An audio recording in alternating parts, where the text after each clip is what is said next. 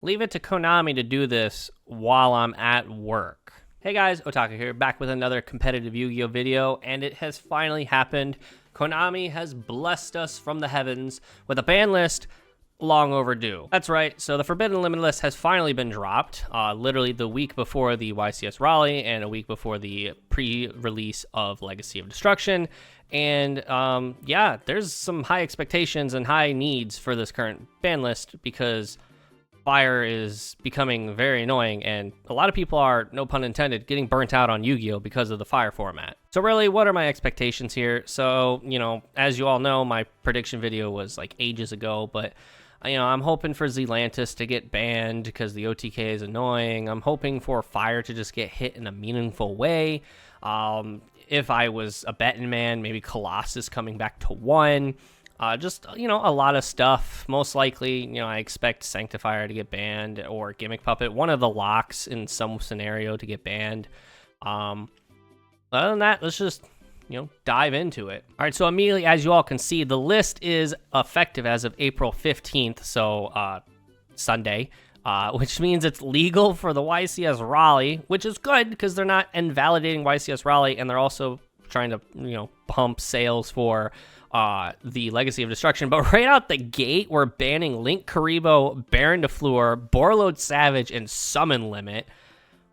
Okay, first off, Summon Limit, good. That was a floodgate that had to go, especially since it was one of the ones that didn't get hit on the previous Forbidden Limited list. But Link Karibo, Baron, and Borreload, obviously fire hits. So we are taking a route that I don't think really anyone saw coming, which was banning non-fire stuff that fire played. So we're hitting their end boards. We're not hitting the deck itself. We're just hitting what they create.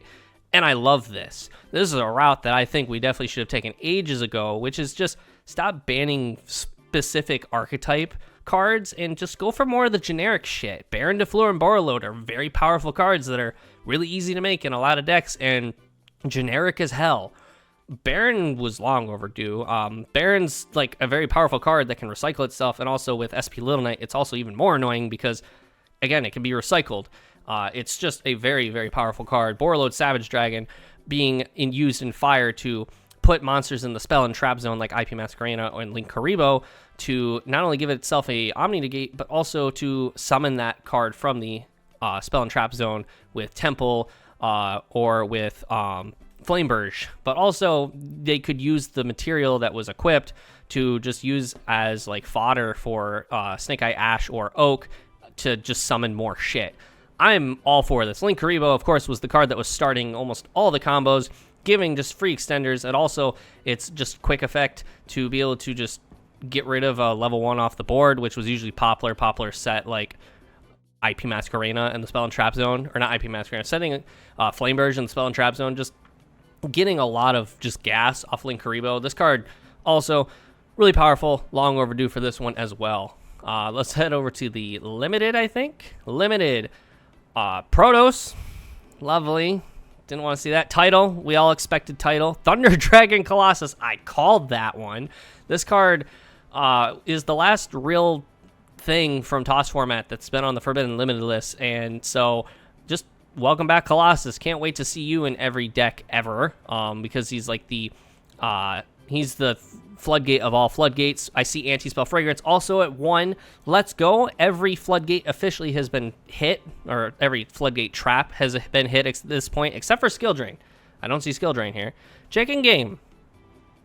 Chicken Game's interesting. You know, I'm for it. I'm actually for it. And Magic Spectre, Unicorn, Kieran, we kind of expected this. I didn't say it on my last ban list because that just wasn't on my radar, or my ban list prediction, because it wasn't on my radar.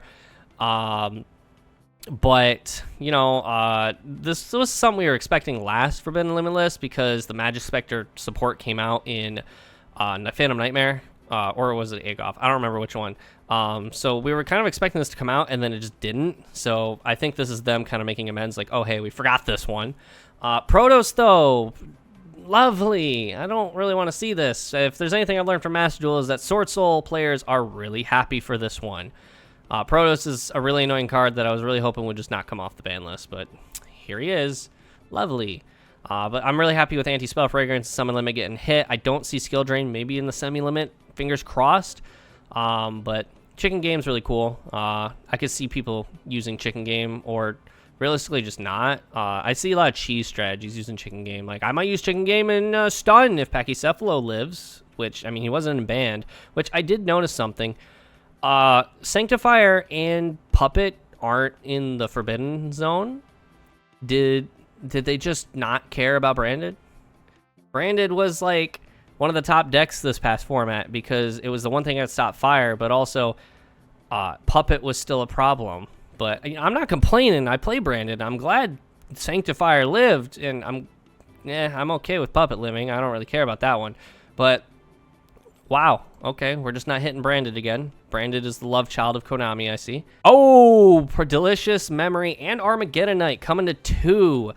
Pearly has seen a lot less play, significant less play, and I don't think this is going to do a whole lot for the deck because Goblins are just kind of a big counter to this, and you do see decks like Goblins at regionals and stuff, which kind of shut the Pearly players from actually getting very far into a regional.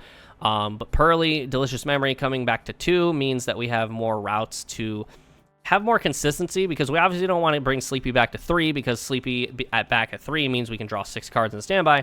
Delicious just means we can make our towers a little bit bigger in attack and defense points, but also makes Plump a lot more viable and just more of a lot better of an optional strategy to go into.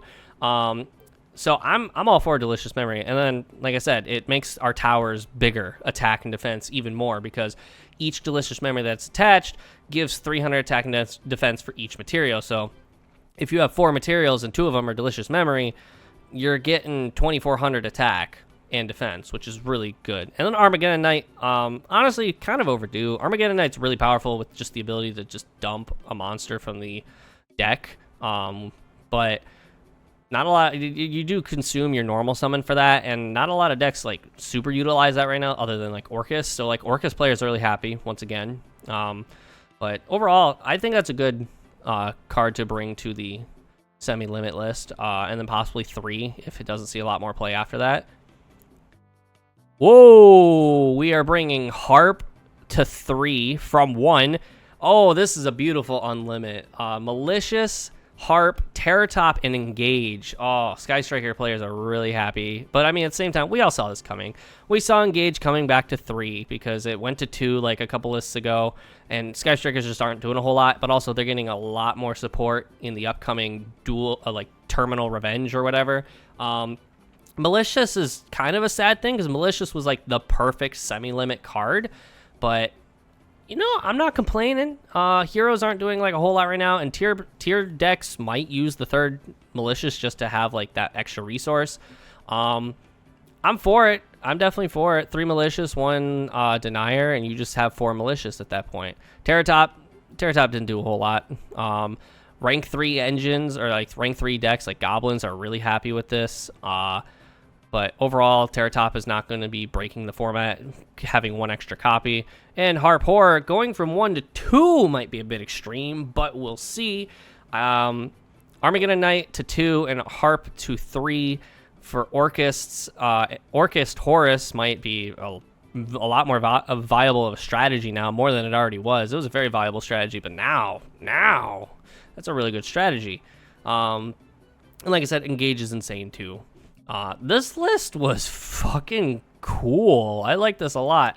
I really like how they didn't hit any of the Snake Eye cards because they obviously are still developing the archetype, so they don't want to directly hit the archetype and, you know, hurt sales that are coming out. But they hit the end boards. The end boards were the most irritating thing about Snake Eyes, and they hit the more pure Snake Eye build, so like they still have Appaloosa as an option, and they still have like the FTK as an option, but it's a lot less viable as like a pure, like the pure build's hurting now because their end board was like typically like Flameburge, Temple, IP in the back row. Then they had like Borreload Savage with a counter, at least 1 counter on it, and then they had like Formula Synchron, so they could tag out the already used or already expended Borreload to go into Baron to have a new negate, and then IP would link herself off with Flameburge to make SP, so then SP could recycle the Baron. I'm all for this. Banning just super generic cards is like really powerful. like banning just super generic cards that are this powerful is a route I'm definitely willing to take. Baron has been in the game forever. Borreload have been in the game forever. These cards have definitely just outlived their life. And of course I'm all for them coming back in the future because, you know, they're not like the most broken cards in the world, but they are being just super fucking expedited or exposed in the current format, and you know I'm not for it. So, and then Link Karibo obviously, but the floodgates, I'm happy with the floodgates. Summon limit, bye. Although I play Pearly, and Pearly liked Summon Limit, but and then Anti-Spell Fragrance. I'm a branded player. I'm a Pearly player. I like using my spells, so I'm glad Anti-Spell Fragrance is at 1 now. Less likely to see it means less likely to play it. So, but that's all I got for you guys today. Let me know what you guys think in the comments down below with this Forbidden and Limited list. I'm sorry this video is out later than every other Yu-Gi-Oh! Content creator, but unlike most of them, I work a full-time job, so I had to, you know, settle for the day after the Forbidden Limited list. So I am a day late, but nevertheless, let me know what you guys think down in the comments below. But don't forget to leave a like and also subscribe if you're not already and you like competitive Yu-Gi-Oh! Content. But with that, I'll see you in the next one. See ya!